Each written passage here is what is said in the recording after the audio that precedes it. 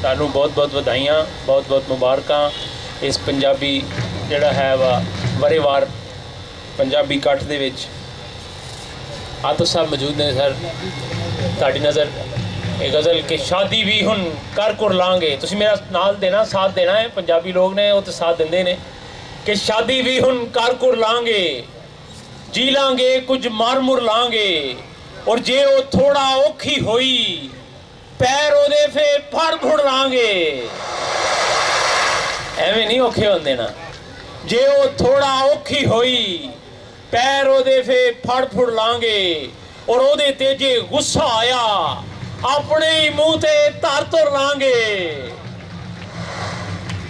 ओदे ते जे गुस्सा आया अपने ही मुंह ते धर तुर लांगे, और बेगम जी नू खुश रखन लई सारे को भी डर डर लांगे। बेगम जी नू खुश रखन लई सारे कौमी डर डर लांगे, और सोनी वांगो तर नहीं सकते है नी, सोनी वांगो तर नहीं सकते, छप्पड़ नाला तर तुर लांगे, और ओदे ते जे गुस्सा आया अपने ही मुंह ते धर तुर लांगे। अख विच मिट्टी पाई जाओ, मुल्क नू रल मिल खाई जाओ, और लस्सी सेहत लई चंगी शै, दुध विच पानी पाई जाओ।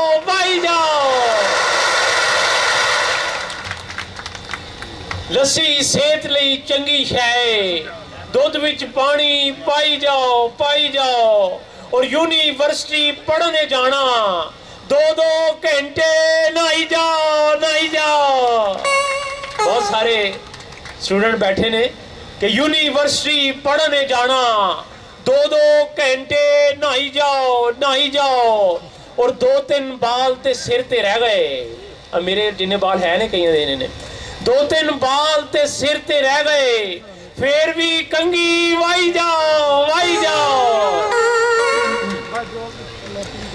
और 3 शेर एक गजल तो कि रन मुरीदा दफा भी हो,